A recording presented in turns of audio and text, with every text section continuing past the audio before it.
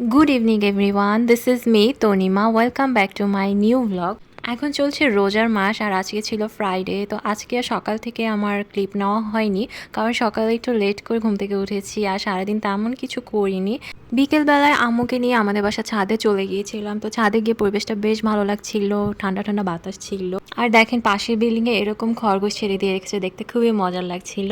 আর এরপরে তো নিচেই আসছিলাম, তখন দেখলাম আমাদের বিল্ডিংয়েরই একটি ফ্লোরে এরকম সুন্দর করে মাছের অ্যাকুরিয়ামের মতো বানিয়ে রেখেছেন ওনারা।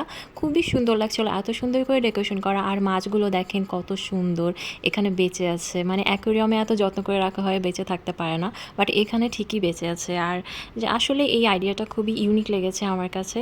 তো আমি কিছুক্ষণ লুকিয়ে লুকিয়ে ক্লিপ নিচ্ছিলাম।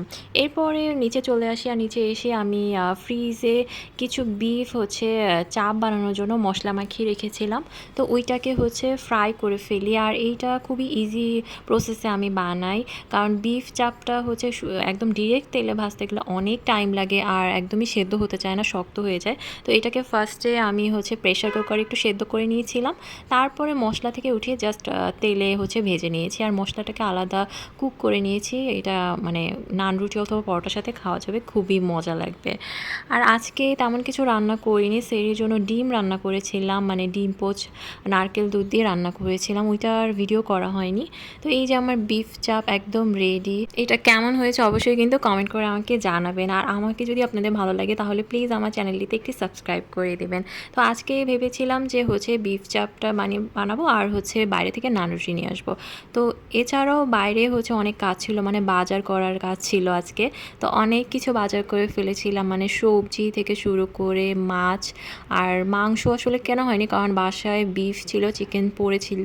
তো ফিশটাই খুঁজছিলাম। এরপরে আমরা রূপচাঁদা মাছ নিয়ে নিয়েছিলাম আর চিংড়ি মাছ নিয়েছিলাম। বাট মাছের এত দাম, মানে গরুর মাংসের থেকে মাছের দাম বেশি জানেন। কারণ রূপচাঁদা মাছ 5টা রূপচাঁদা 1 কেজি হয়েছিল, যেটা দাম নিয়েছিল 1000 টাকা কেজি।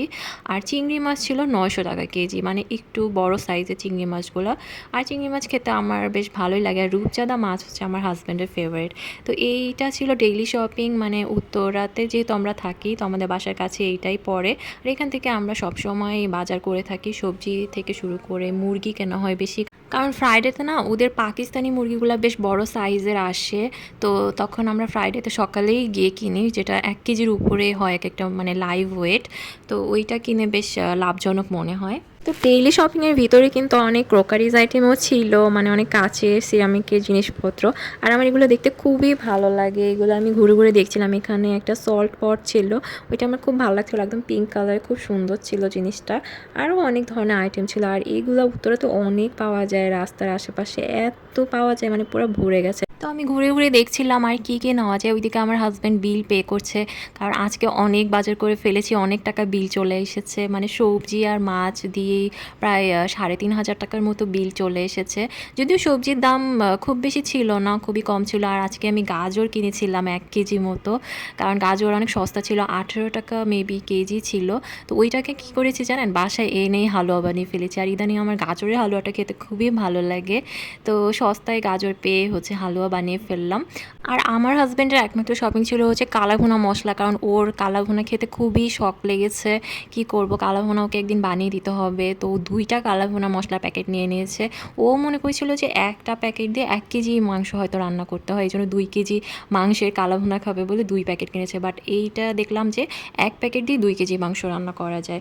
তো যাই হোক, ওখান থেকে আমাদেরকে হেল্প করছিল, মানে কিছু জিনিসটি আমাদের গাড়িতে উঠিয়ে দিচ্ছিল। ওদের সার্ভিসটা আসলেই খুবই ভালো। আর দেখেন রাস্তার বের হলেই এরা একদম ঘিরে ধরে। তারপরে গিয়েছিলাম উত্তরার 21-এতে। তো 21-এ অবশ্য অনেকেই চিনবেন যারা উত্তরার বাসিন্দা।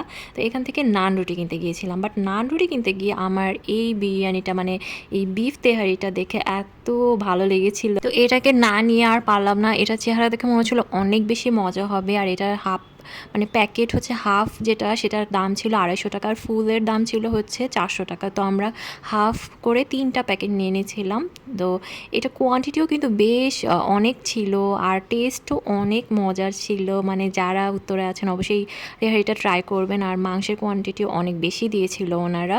তো আজকে ইফতারে পরে আমরা এটা খেয়েছিলাম, মানে ডিনারে খেয়েছিলাম, ইফতারে তো আর খাওয়া হয়নি, মানে নান রুটি আর বিফ চাপ খেয়েছিলাম। তো এই বিফ তেহারিটা আমরা নিয়ে নিয়েছিলাম। দেন অনেকটাই লেট হয়ে গিয়েছিল, মানে বাসায় ফিরতে ফিরতে অলমোস্ট 5:20 বেজে গিয়েছিল। তো বেশি সময় নেই, যেহেতু ইফতার 6টার দিকেই শুরু হয়ে যাবে, মানে আজান দিয়ে দিবে। আসরের নামাজও পড়া বাকি আছে। তারপর টেবিল রেডি করতে কিন্তু আমার আম্মু আর আমার হাজব্যান্ড অনেক হেল্প করেছিল। আজকে ওরাও আমার সঙ্গে টেবিল রেডি করেছিল।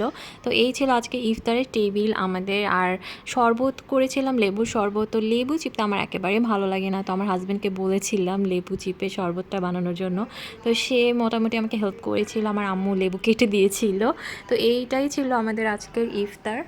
তো ইফতারে আমাদের এই বিফ চাপ ছিল, নান রুটি ছিল, তারপরে জিলাপি তো থাকবেই, আর ফ্রুটস ছিল কিছু। তো বেশ মজাই হয়েছিল বিফ চাপটা।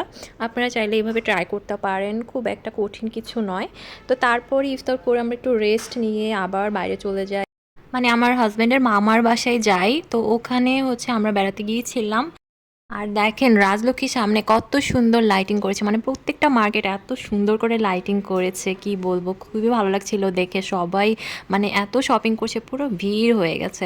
তো আজকে আমার এই ব্লগটি এই পর্যন্তই। আশা করি সবার ভালো লেগেছে। ভালো লাগলে কিন্তু লাইক কমেন্ট শেয়ার করে দিবেন, আর আমাকে ভালো লাগলে কিন্তু আমার চ্যানেলটিতে একটি সাবস্ক্রাইব করে দেবেন। সবাই ভালো থাকবেন, দেখা হবে নেক্সট ব্লগে। আল্লাহ হাফেজ।